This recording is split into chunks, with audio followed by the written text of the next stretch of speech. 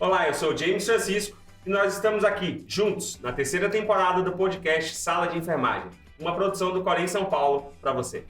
Olá, eu sou Vanessa Morrone e convido vocês a seguirmos nas plataformas digitais para acompanhar os nossos episódios. E é claro, as portas do nosso Sala de Enfermagem estão abertas para você.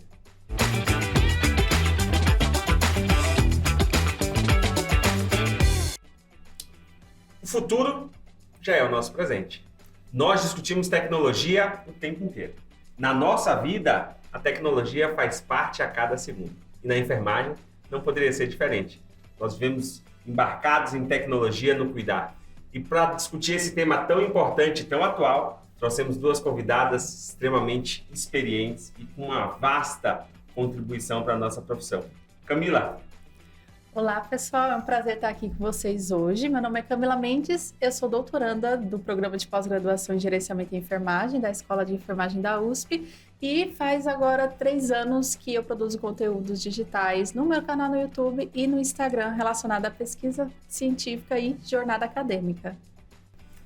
A inteligência artificial já faz parte do nosso dia a dia, desde os bancos da faculdade até mesmo a assistência, a gestão. E hoje eu convido aqui a Raquel Mota para falar também um pouquinho da expertise dela, a questão do uso da inteligência artificial no ensino e também na academia. Raquel, seja bem-vinda. Muito obrigada, é um prazer estar aqui com vocês. Meu nome é Raquel Ciarito Mota e eu faço parte desse universo tecnológico na enfermagem.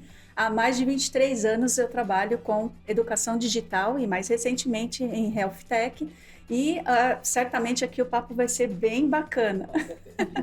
E uma coisa que a Raquel não trouxe, na gestão 2024-2026, ela é membro da nossa Câmara Técnica. A Câmara Técnica do Corém São Paulo é justamente um grupo de professores doutores com notório saber que contribuem para o nosso desenvolvimento enquanto profissão baseada em ciência, que é hoje o principal mote da enfermagem. A enfermagem não é mais aquela profissão baseada no amor, e sim uma ciência baseada em evidência que prova a cada dia o quanto nós somos diferentes. E Raquel, dentro desse universo da Câmara Técnica, do estudo da tecnologia, como tem sido o seu dia a dia em promover este conteúdo para os profissionais de enfermagem? Olha, é bem interessante. Nós não só contribuímos, com as questões que vêm de toda a população, da enfermagem, mas também aprendemos muito estando na Câmara Técnica. Fazer parte desse universo tecnológico é muito novo para todo mundo. É bem gratificante, mas é tudo baseado em resoluções, nas leis. E aí o profissional que tem dúvida, que nos remete uma pergunta sobre teleenfermagem, que a gente pode falar depois um pouquinho aqui, e sobre qualquer situação referente ao universo tecnológico na assistência e na gestão em enfermagem, é muito importante que a Câmara responda de forma a oficializar algumas condutas que o profissional tem que ter a partir daí. Então, nós da Câmara Técnica estudamos muito mais, para poder responder a vocês todas as demandas, mas também a gente aprende muito. Então, realmente é um corpo de profissionais muito gabaritado e que a soma, na Câmara Técnica Geral, porque eu faço parte da Câmara Técnica de Enfermagem Digital, faz com que o Corém seja realmente uma força para os profissionais de saúde do Estado de São Paulo. Legal. Camila, conta pra gente. E eu utilizo os conteúdos da Camila e eu vi outro dia que a Camila comentou sobre o uso da inteligência artificial, na busca, nas práticas aí pra gente buscar artigos, para facilitar essa questão. Conta um pouquinho pra gente como que você está levando esse conteúdo, e um pouquinho da sua experiência também recente, da sua vivência fora do país, aí no doutorado sanduíche nos Estados Unidos.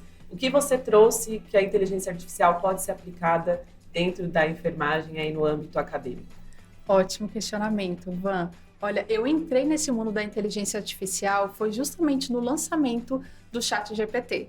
Então, a inteligência artificial, ela está no nosso meio há muito tempo, A gente tem pesquisas científicas datadas desde a década de 30. 1956 foi quando o termo inteligência artificial foi cunhado de fato. Houve um aumento de produções científicas em 1990, mas apenas em 2022 é que ela se tornou pública para a população em geral. Então, a partir da publicação do ChatGPT, o chatbot da empresa OpenAI, lá da Califórnia, dos Estados Unidos, que as pessoas conheceram a inteligência artificial e começaram a aderi-la para o seu dia a dia, né? De início, eu confesso a você, Ivan, que eu fiquei um pouco assim, como assim? O que é esse chatbot, né? A pessoa foi com um pé atrás, um pé na frente, e como eu tô nesse mundo das redes sociais, eu vejo como uma obrigação compreender as tecnologias que estão sendo que estão surgindo, as ferramentas que são utilizadas. Eu sempre gosto, eu sou daquelas que gosta de tudo manual e tudo no papel, sabe? Eu sou aquelas... Ainda continuo no papel. Exato. Eu sou daquelas que adora fazer uma análise de dados com post-it e marca-texto. Contudo, como eu vim para esse mundo das redes sociais, eu aplico um Atlas TI, né? Eu aprendo a usar um gerenciador de referências, então eu vou incrementando no meu processo de trabalho, né, e no meu ensinar essas ferramentas, e a inteligência artificial foi uma delas. O meu interesse aumentou de fato quando a revista Nature começou a noticiar que haviam artigos científicos colocando a coautoria do ChatGPT. Então, tinha o pesquisador principal que publicou, né, submeteu o artigo científico, e ele colocou como coautor lá o chatbot ChatGPT. A partir disso, diversas discussões começaram na academia. Quem produziu? Pois é, quem produziu esses artigos, né? Então, foram 3 artigos, um deles é até mesmo pré-print, né? Não foi, assim, revisado por pares, mas isso instigou muitos pesquisadores, sabe? Diversas notícias começaram a ser lançadas no sentido do questionamento. Será que a inteligência artificial, ela pode assumir o papel de autoria de um artigo científico? Ela pode assumir a responsabilidade pela integridade do conteúdo que está ali posto? Sim ou não? E aí, é claro, diversos pesquisadores discordaram dessa prática, e aí vários editores se reuniram, né? Da Elsevier, da Nature, a gente teve o JAMA Network, Wave, e juntamente com a Comissão de Publicações Éticas Internacionais, a COPE, e eles emitiram já políticas iniciais para regular a inteligência artificial na pesquisa científica, no âmbito científico. Então, a decisão o ChatGPT é banido como coautor de artigo científico, ele não pode ter essa classificação, né, porque ele não é uma entidade física, ele não é uma entidade jurídica, ele não pode assumir declarações de conflito de interesse, de licenciamento desses artigos. Então, isso ficou decidido, e que os autores eles devem esclarecer na metodologia qual inteligência artificial foi utilizada, porque afinal ela é uma ferramenta, né, para subsidiar a nossa produção, melhorar o nosso processo de trabalho, efetivar a nossa produção, e como ela foi aplicada no artigo científico. Aí, junto com isso, teve meu doutorado sanduíche, né, que foi bem nesse boom do ChatGPT no mundo do ensino superior. Mas não foi um sanduíche digital. Não, esse foi presencial, com muita alegria, né? Então, eu fui lá para a Universidade de Wisconsin-Madison, atuei junto do centro que desenvolvia iniciativas de educação em práticas interprofissionais, e a gente atuava no planejamento, desenvolvimento e avaliação dessas iniciativas com 10 cursos de graduação aí da saúde.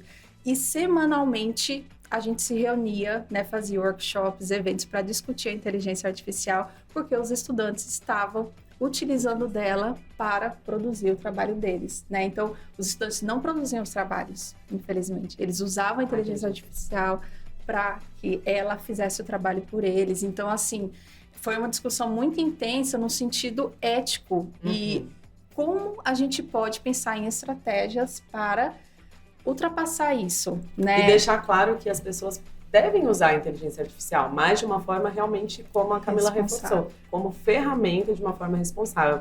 Eu, inclusive, aprendi com a Camila a utilizar o Consensus IA, que é para a gente fazer a busca de artigos científicos de uma forma mais clara, mais rápida, né? E ele traz realmente as referências mais atuais. Então, realmente, a gente pode utilizar, né, Camila, mas de uma forma mais adequada, né? Eu vejo que são duas realidades postas aqui totalmente diferentes, né?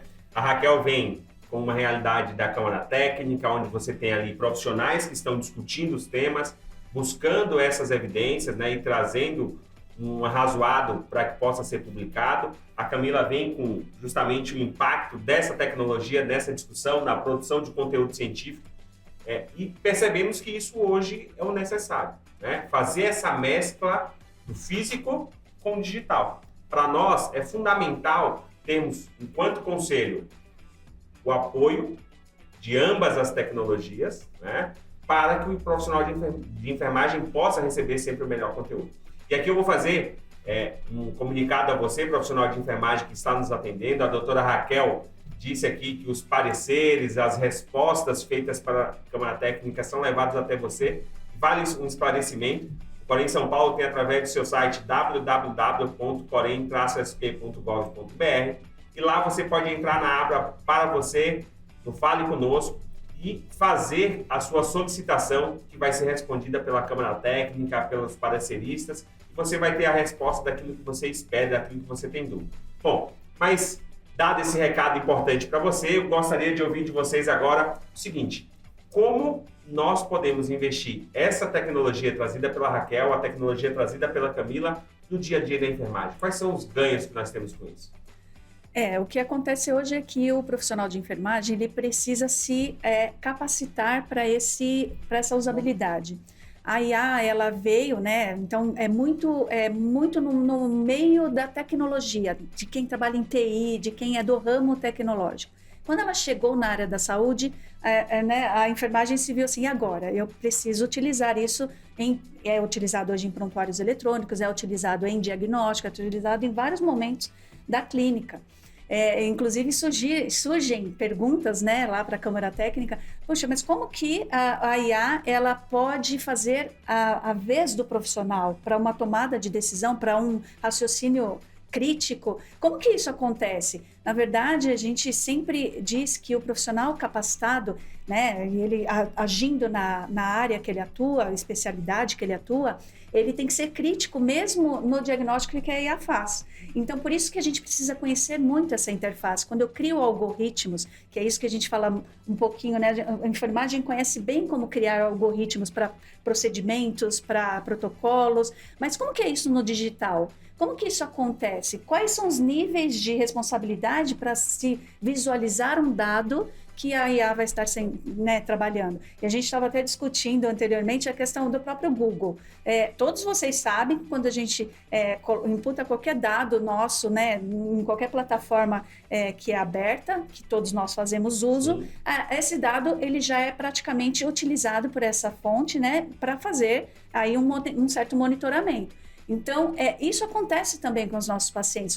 A enfermagem ela precisa entender que quando a gente trabalha com dados, junto com ferramentas como a IA, nos agiliza o potencial cerebral de poder identificar padrões, de poder identificar alguns cenários que muitas vezes, como são diversos, nós humanos não conseguimos chegar tão precisamente a determinados resultados. Um exemplo até é a escala Mills, né, de deterioração clínica, que onde muitas vezes a ferramenta lá do prontuário eletrônico, você lança os sinais vitais, a qualquer alteração ela já remete: olha, chame o enfermeiro, chame o médico, acione a equipe de resposta rápida. E o que é importante, Vanessa, é que quando acontece o uso da IA, a gente não pode tirar o componente, a responsabilidade humana, assim como na pesquisa. Então, eu vou reduzir tudo isso numa frase que eu acho que é fundamental para essa discussão. A clínica é extremamente soberana. A inteligência artificial ela pode estar contida no nosso dia a dia, mas a decisão clínica é do profissional, seja ele de qualquer área da saúde. Não é isso, Camila? Exatamente, perfeitamente bem. Então, a pessoa que está manuseando a inteligência artificial deve assumir a responsabilidade da decisão que ela vai tomar a partir do que a IA der ali para ele.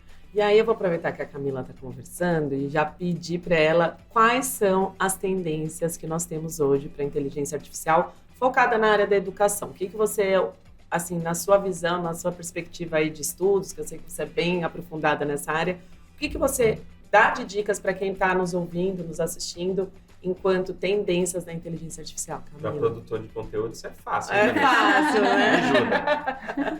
Olha só, Van, então assim, a gente tem algumas inteligências artificiais que realmente aceleram muito o nosso processo. A gente sabe que esse mundo da pesquisa científica ele é muito solitário, ele é carregado de muita carga teórica, né? E a gente tenta manusear e adequar toda essa rotina nossa louca que é hoje em dia, junto com um mestrado, um doutorado, né, ou até mesmo a educação continuada dos professores, nós enquanto enfermeiros, profissionais enfermeiros.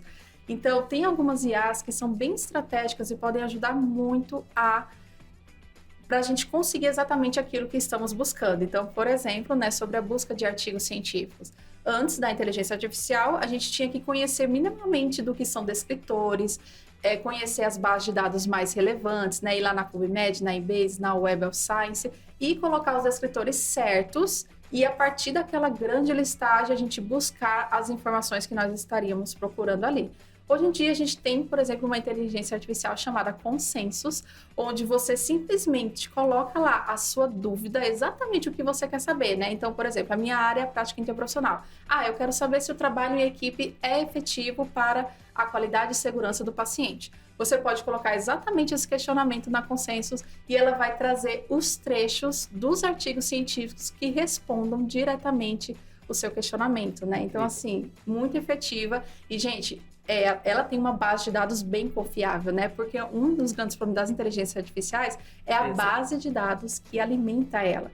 Então, a Consensus é, de fato, uma base científica que pega de revistas bem relevantes da nossa área.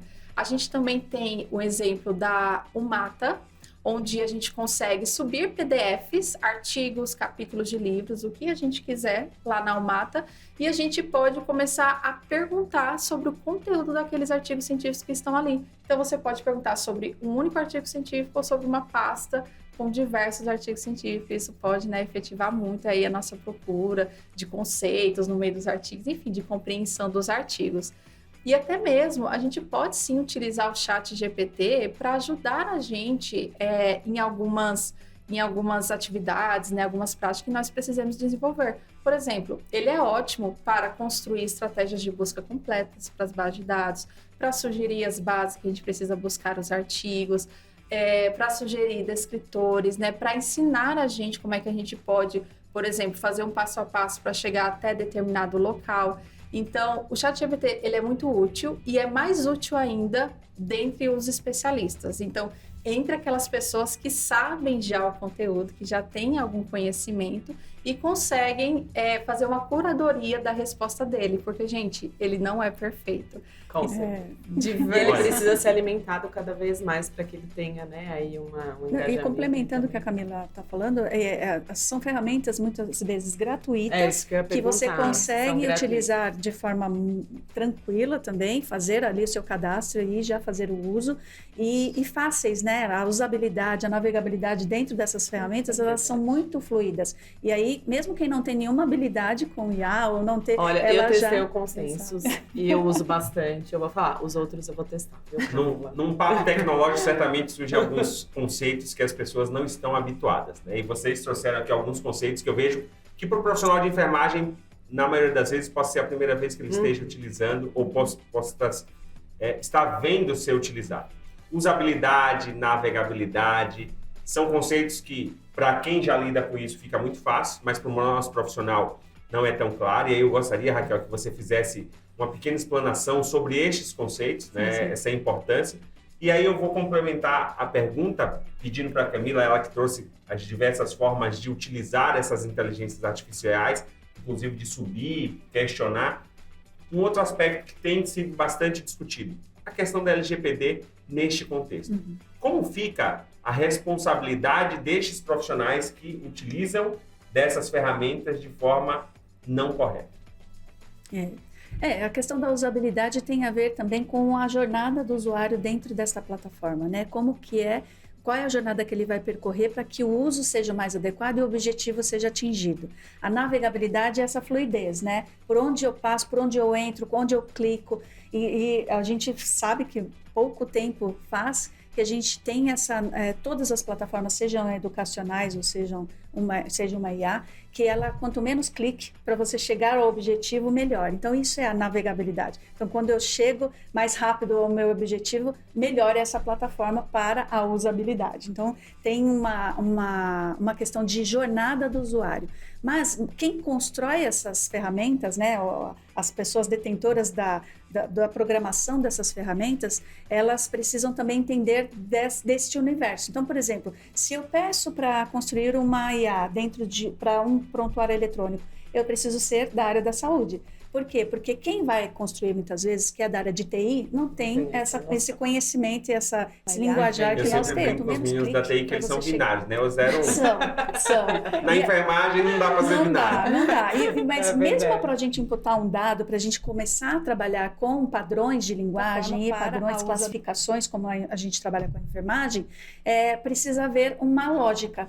E essa lógica na computação, ela é muito linear, ela é muito precisa. Se você direciona a linguagem para determinados pontos, é para onde ela vai poder te levar. Então, até um exemplo que eu dou dessa construção ser feita multiprofissional, né? Então, a enfermagem, ela está contida, os enfermeiros, os técnicos, estão contidos dentro de uma equipe multiprofissional que envolve vários outros profissionais de saúde, além da equipe de TI, para poder prover o melhor cenário para a captação desses dados. E aí sim, né, a gente ouve falar que alguns prontuários eletrônicos que usam inteligência artificial viraram um elefante branco, porque muitas vezes aquele princípio não foi feito de acordo com o que era estabelecido na nossa área, por exemplo. Não se tornou usável e navegável. E ainda há um caminho, né? Você entrou na questão da LGPD, um dos caminhos é realmente a segurança da informação, a segurança do usuário. E que a gente percebe que alguns dispositivos ainda, eles deixam um pouco aberto essa condição, e aí não pode ocorrer isso. Então, nós somos os vigilantes, né? Eu acho que cada enfermeiro, cada profissional de enfermagem é um vigilante desse cenário de segurança da informação e principalmente do paciente, porque aquele dado sensível que vai ser colocado dentro de um sistema precisa ser salvaguardado de qualquer forma, e nós somos os profissionais que podemos fazer isso. A SBIS é uma parceira para fazer isso, né? A SBIS a Sociedade Brasileira de Informática em Saúde, eu sou diretora de educação lá, uma das coisas que tem trabalhado é a aproximação com os conselhos, com a ABEM, COFEM e os CORENs, justamente para a gente poder disseminar esse cenário, essa cultura de saúde digital, que ainda está bem em transformação no nosso meio. E essa LGPD nesse universo todo, Camila? Pois é, isso é uma problemática grande, né? Porque está dependendo exclusivamente da atuação de cada pessoa que vai lá e faz uso da inteligência artificial. Então, toda a questão e toda a discussão está sendo rodeada por causa disso. Atualmente está tramitando, em fevereiro de 2024, está tramitando lá na Europa a primeira proposta de regulação, uma política de regulação da inteligência artificial em toda a Europa. Então, a gente está vendo que estamos avançando aos pouquinhos nesse cenário. É como se fosse a pandemia, sabe? Então, a gente tem uma nova doença que a gente não conhece, a gente não sabe como faz o tratamento dos pacientes, como agir diante dela. E agora nós temos a inteligência artificial, que nós estamos também caminhando nessa direção de regulação e de... Nesse cenário tão tecnológico, falar atualmente é extremamente complicado, né? Você fala fevereiro de 2024, possa ser que já seja ultrapassado, porque nós estamos numa velocidade tão alta de informação que isso se muda facilmente, não é isso? É isso. E aproveitar, então, o gancho, né? Queria perguntar para a Camila, assim, então, com relação à questão dos riscos, né? E os cuidados que a gente deve ter ao acessar as inteligências artificiais. E o que o James falou é verdade. Esse gap aí de tempo está cada vez menor, né? Pensando que o ChatGPT foi criado em 2022 e hoje a gente tem uma gama de inteligências artificiais aí para tudo que você imaginar. Nesse cenário tão tecnológico. Então, que dica que você daria, Camila, para quem está nos assistindo, os profissionais de enfermagem, com relação aos riscos mesmo de estar acessando essas plataformas, né? Os cuidados para que não caia nas armadilhas e também, né, a gente fala da questão ética, que muitas vezes a gente não vai saber se aquele dado realmente foi criado por você ou foi criado pela inteligência artificial. Então, eu acho que temos que ter um pouco de inteligência para poder aproveitar a ferramenta de um uso de uma forma adequada, né? Perfeito, Vanessa, perfeito. Olha, então, os cuidados que eu daria para esses profissionais é que eles sejam muito críticos realmente a utilizar a inteligência artificial. Não confiem nela, porque a inteligência artificial, ela funciona fazendo uma estatística a partir de palavras. Então, você coloca uma pergunta e aí ela vai escolhendo as palavras que ela vai digitando a partir da estatística mais plausível ali naquele momento. Tanto que se você fizer uma pergunta 2 vezes para ela, ela traz uma resposta diferente. Então, a gente precisa ter esse olhar crítico, esse conhecimento, se o que ela está trazendo é verdade ou é mentira. Vanessa, Outra questão que temos que ter em mente é a questão do preconceito e da diversidade da inteligência artificial, porque ela é um reflexo da nossa sociedade. Então, já tem pesquisas mostrando que ela tem sim alguns sinais de preconceito, né? Nesse cenário. Recentemente saiu a questão da Amazon, que ela estava utilizando a inteligência artificial para contratação de pessoal, e eles estavam contratando mais pessoas brancas homens. Então, isso é uma realidade. Questões de gênero, de preconceito. Então, a diversidade deve ser atentada. Fazendo um parênteses de que a inteligência artificial aprende com quem? Com você.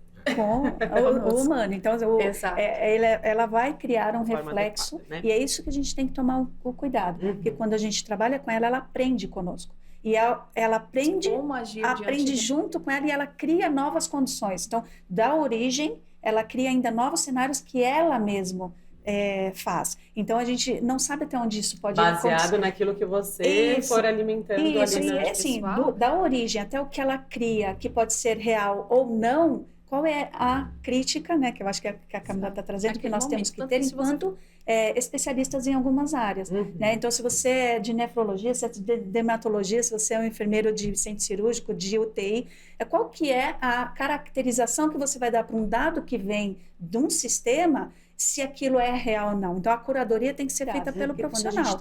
E se não há isso tem acontecido muito nas universidades. Né? Hoje a gente trabalha com, unindo o metaverso com a inteligência artificial para o ensino em saúde. Isso tem havido, assim, nós colocamos casos clínicos, onde o desfecho vem muito da inteligência, né, que o próprio professor coloca ali para dificultar o aluno entender um caso e tudo, mas ele traz, dependendo do que o aluno colocar ali como uma questão chave para perguntar para o paciente, ele vai desenhando de acordo com que aquela pessoa imputou os dados. Então, é exatamente esse cenário. Se eu tenho hoje vocês devem conhecer a simulação realística presencial, né, que tem todo um cenário quando a gente ali com um paciente e ator, né, e você faz de alta fidelidade. Isso acontece dentro do virtual, só que agora com a inteligência artificial. É ela que te responde, é ela que vai te mostrar se você foi pelo caminho certo ou errado numa tomada de decisão clínica, se você teve o melhor desfecho. Então, assim, até que ponto aquilo é real, aquilo é fidedigno, é você que vai dizer. Então,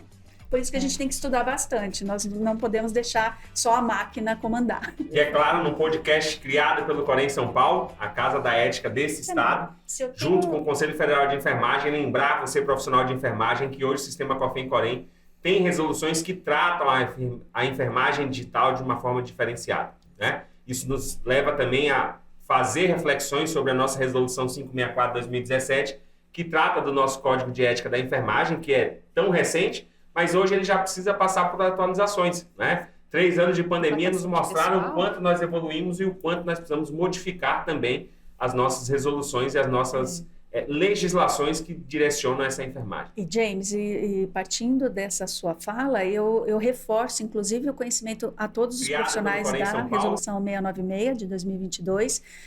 Tenham um conhecimento sobre ela, porque a partir dela também as ações que nós faremos em saúde digital vamos dizer, o cerne do nosso fazer, e tudo que envolve o que hoje temos de resolução para o presencial serve para o digital. Então, tanto questões éticas quanto de exercício profissional, nós não podemos deixar de olhar as resoluções que hoje nós temos, que valem, apesar de não estar lá escrito digital, valem ainda em termos de conduta profissional para o digital. É isso aí. Bom, o papo está maravilhoso, só que a carga de dados produzida nesse podcast está pesada, né? E nós estamos chegando ao final de mais um episódio. Foi um prazer enorme poder dividir com a Vanessa, que é a atual conselheira da gestão 2024-2026, com você, Raquel Mota, que é uma das nossas colaboradoras do Corém, também através da Corona Técnica, com a Camila, que veio de tão longe, né? Veio lá de Campina Grande, nos dá a oportunidade de discutir um tema tão atual e importante para todos os segmentos. E, é claro, a enfermagem, por ser a grande promotora de mudanças no cenário da saúde, nós não poderíamos deixar de discutir esse tema. E eu gostaria de pedir para vocês para trazer as considerações finais. Bom, o nosso público. O papo está maravilhoso. Olha só, eu queria falar para todo mundo aí, trazer uma reflexão final, né, sobre esse papo, sobre a inteligência artificial na nossa vida cotidiana. Stephen Hawking, ele trouxe uma mensagem, uma frase que me marcou bastante desde o início que eu comecei a estudar, né, desse mundo, conhecer um pouquinho desse universo. Ele fala o seguinte, que a inteligência artificial ela pode ser a melhor coisa ou a pior coisa que já aconteceu com a humanidade. Esse futuro quem vai construir somos nós mesmos. Então, eu peço aí que a gente tenha um pouquinho de consciência, né, e responsabilidade na utilização dela e vamos prezar pela responsabilidade ética no seu uso. E partindo da fala da Camila, eu convido vocês a fazerem parte desse mundo digital, desse universo de transformação da saúde digital, fazendo parte, né, de todo um contexto de transformação que tanto no SUS, quanto nos hospitais privados, quanto na rede toda de saúde no Brasil está acontecendo. Faça parte dessa transformação que eu tenho certeza que a enfermagem vai fazer a diferença. Foi um prazer, então, receber vocês aqui com a gente. Nossas portas estarão sempre abertas para vocês. Venham mais vezes. Com certeza, a gente vai ter muito conteúdo, né, James, para a gente poder discutir. E lembrar que este foi um episódio da 3ª temporada do nosso podcast Sala de Enfermagem, uma realização do Corém São Paulo. Bom, e o nosso podcast está em todas as plataformas digitais. Não deixe de assistir os nossos conteúdos. Siga as nossas páginas, se inscreva no nosso canal do YouTube, deixe lá o sininho ativado para quando novas publicações chegarem você estar totalmente antenado. Foi um prazer estar com vocês neste episódio tão bom sobre tecnologia na enfermagem no nosso podcast Sala de Enfermagem. E é claro, as portas do nosso podcast Sala de Enfermagem estão sempre abertas para você. Digitais, não deixe